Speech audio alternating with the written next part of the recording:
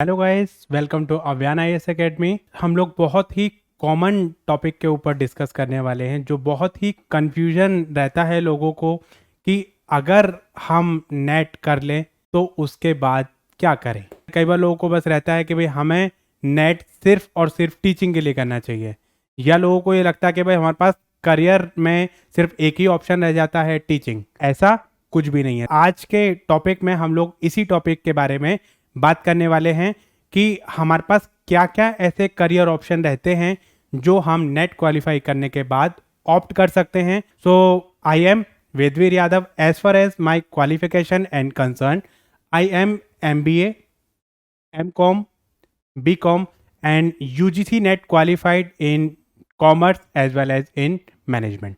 तो मैं आपको बताऊंगा कि हमारे पास क्या क्या करियर ऑप्शन रहते हैं आफ्टर क्वालिफाइंग द नेट। ठीक है। सो सबसे पहले तो जिन लोगों ने हमारे चैनल को लाइक और शेयर सब्सक्राइब नहीं करा है, तो सबसे पहले आप हमारे चैनल को लाइक करें, शेयर करें और सब्सक्राइब करें और जुड़े रहें हमारे साथ आगे आने वाले वीडियोस के साथ में। इसी तरीके के बहुत सारे कॉन्सेप्ट जो लोगों के माइंड में रहते हैं वो कॉन्सेप्ट मैं आपके क्लैरिफाई करूंगा और आपको एक नई गाइडेंस प्रोवाइड करूंगा आपकी अपनी फील्ड में। आपके जितने भी मिसकॉन्सेप्शंस हैं, जितने भी आपके डाउट हैं, क्वेरीज हैं, वो मैं आपको हैंडल करूंगा और आपको बताऊंगा एक नई गाइडेंस के साथ में कि how you can qualify your NET with a strategy and 100% percentile, right. So आज का जो हमारा टॉपिक है वो ये है कि हम कौन कौन सा करियर ऑप्शन चूज कर सकते हैं आफ्टर द UGC नेट। जैसा कि हम सब जानते ही हैं कि जो नेट जो है वो बहुत ही इंपॉर्टेंट और नेशनल लेवल का एग्जाम है और ये जो एग्जाम है सिर्फ और सिर्फ माइंडसेट के ऊपर चलता है और आपके कॉन्सेप्ट क्लियरिटी के ऊपर चलता है। Once you got qualify in your NET, तो आपके पास बहुत सारे करियर ऑप्शंस आपके साथ में खुल जाते हैं। उन करियर ऑप्शन में से आपको कौन सा करियर चूज करना है ये आपसे बेटर कोई नहीं जान सकता है, राइट।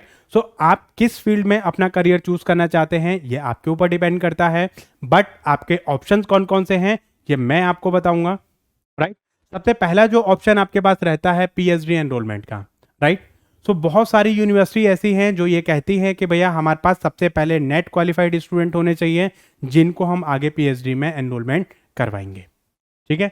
PhD आपकी जो है फिलॉसफी ऑफ डॉक्टरेट, जो कि हम आगे की फर्दर डॉक्टरेट स्टडी जो हम करते हैं उसके एनरोलमेंट के लिए नेट कुछ यूनिवर्सिटी में एक मैंडेटरी रिक्वायरमेंट है कि भैया आपको जब एक बार आप नेट क्वालिफाई हो जाएंगे तब ही हम आपको PhD के लिए एनरोलमेंट करवा पाएंगे।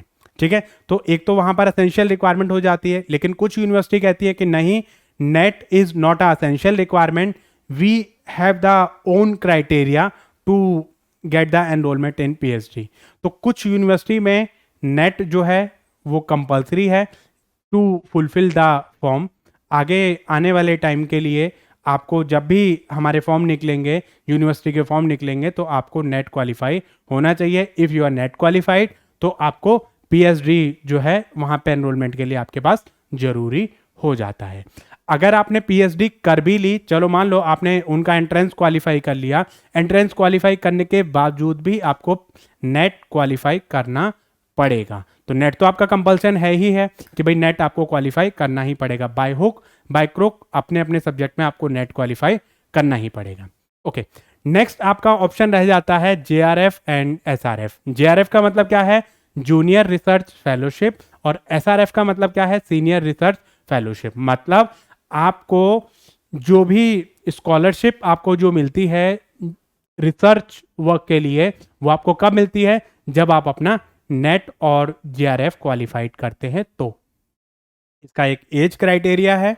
उस एज क्राइटेरिया में अगर आप आते हैं, आपने फॉर्म फिल करा है, तो फॉर्म फिल करते टाइम आपको ये चीज़ जरूर ध्यान रखनी है कि आपको असिस्टेंट प्रोफेसर ओनली करना है या assistant professor and JRF both करना है। If you are in a particular age criteria, तो आप उस क्राइटेरिया को फुलफिल करते हैं तो आप दोनों चीज़ें फिल कर सकते हैं, assistant professor and JRF both.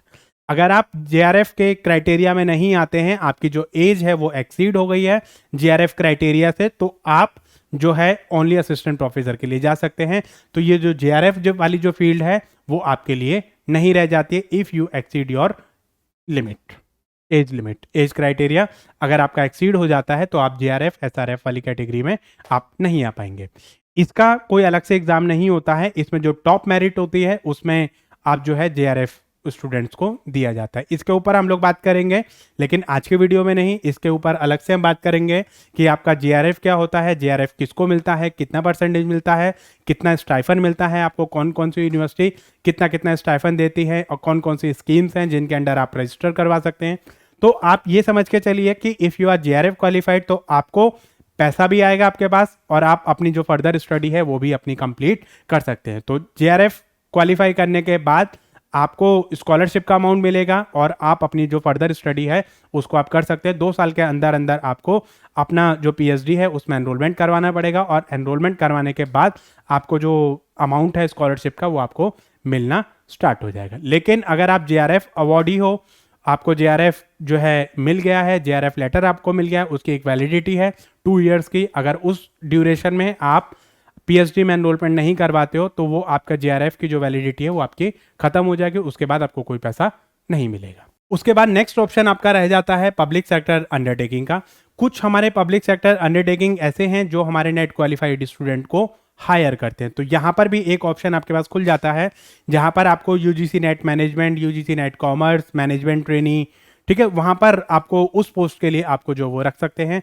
तो उस सिचुएशन में आपको जो नेट है वो कंपलसरी है। आपका फॉर एग्जांपल आपको एमबीए मांगेंगे, एमबीए मतलब के साथ साथ आपको जो नेट इन मैनेजमेंट एमकॉम या एमकॉम के साथ कॉमर्स में नेट क्वालिफाई आपका होना चाहिए, या एमबीए एचआर है तो आपका जो एचआर है, एचआरएम है, उसमें आपका नेट क्वालिफाई होना चाहिए। Economics, some in certain PSU they required for the UGC NET in economics also. तो वहाँ पर आप जो पीएसयू है वहाँ पर आप अपनी फील्ड के लिए अप्लाई कर सकते हैं। If you belong to that particular field then this option is also open, right.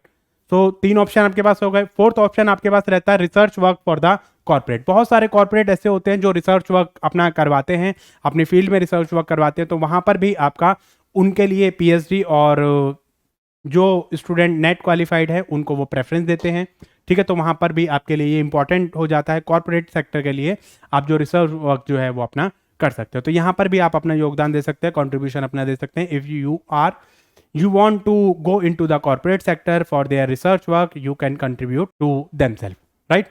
Next आपके पास रह जाता है प्रोफेसर, मतलब आप जो है प्रोफेसर लाइन में आप जाना चाहते हैं तो वहाँ पर आपका असिस्टेंट प्रोफेसर और एसोसिएट प्रोफेसर, आपके 2 लेवल होते हैं, असिस्टेंट प्रोफेसर और आपके एसोसिएट, लोअर लेवल पे असिस्टेंट, देन उसके बाद एसोसिएट। तो जब भी आप इसके बारे में बात करते हैं, जब आपकी ज्वाइनिंग होती है तो असिस्टेंट प्रोफेसर में होती है, जब आपकी प्रमोशन होती है तो आप नेक्स्ट लेवल पे चले जाते हो एसोसिएट। लेकिन प्रमोशन के लिए आपको पीएचडी जो है वो मैंडेटरी है, ठीक है। तो पीएचडी तो आपको करनी ही है, आज नहीं तो कल पीएचडी में आपको एनरोलमेंट करवाना पड़ेगा। तो जब आप असिस्टेंट प्रोफेसर से एसोसिएट प्रोफेसर में आपको प्रमोट किया जाएगा तो प्रमोट करने का बेस क्या रहेगा, उसमें प्रमोट करने के बेस जो रहेगा वो आपका पीएचडी एनरोलमेंट रहेगा।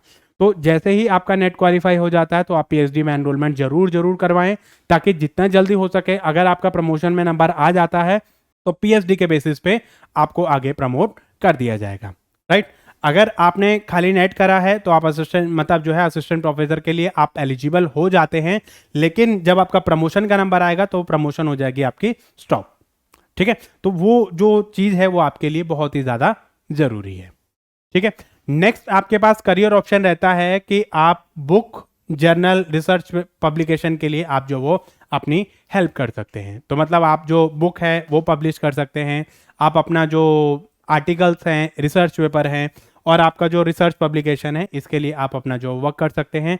You can work as a freelancing, as a educator in any of the platform. There are an number of platforms where you can teach as well. तो यहाँ पर आप जो प्रोफेसर की जो लाइन रहती है वो आपकी university as well as in college आपकी रहती है, तो उनका अलग अलग क्राइटेरिया रहता है कि उसमें आपके ये प्लेटफॉर्म्स हैं आपके, कि कॉलेज लेवल का आपका रहेगा वो अलग क्राइटेरिया है, तो आपको वो क्राइटेरिया ज़रूर देखना है। और साइड बाय साइड इनकी जो वैकेंसीज निकलती है वहाँ पर भी आप अप्लाई कर सकते हो। There are an number of job portals through which you can apply in to a particular college, private college as well as in government college also. तो आपकी अगर अपनी फील्ड की वैकेंसी निकली है तो आप अपनी फील्ड के वैकेंसी में ज्वाइन कर सकते हो। तो आई होप गाइज ये जो करियर ऑप्शन है वो आपको समझ आ गए होंगे, और इसमें आपकी कोई भी क्वेरी, कोई भी डाउट है तो आप जरा इस वीडियो के कमेंट सेक्शन में ज़रूर बताइए, और आप जरा ज़रूर बताइए कि ये वीडियो आपको कैसी लगी। आई होप आपको ये समझ आ गया होगा कि why NET are important for your career. If you are choosing net as your career, so what are the various career option into you get indulge into yourself for your better career option। तो I hope guys आपको ये जो concept है ये आपको समझ आ गया होगा कि कौन कौन से करियर ऑप्शन आपके लिए बेटर हैं। इनकी डिटेल्स में हम लोग जो है बाद में बात करेंगे, अभी फिलहाल के लिए इतना ही। जल्द ही मिलते हैं हम आपको नए कॉन्सेप्ट, नई क्वेरीज के साथ में। तो आप जरा कमेंट सेक्शन में बताइए ये वीडियो हमें आपको कैसी लगी, और आप किस टॉपिक पे बात करना चाहते हैं, आपकी कौन कौन सी क्वेरीज हैं, कौन कौन से डाउट हैं, ताकि हम आने वाले वीडियोस में उन कॉन्सेप्ट के बारे में बात कर सके। So thank you guys, thanks for watching this video and stay connected with us. So मिलते हैं जल्द ही नेक्स्ट वीडियो में नेक्स्ट क्वेरी के साथ में। Thank you.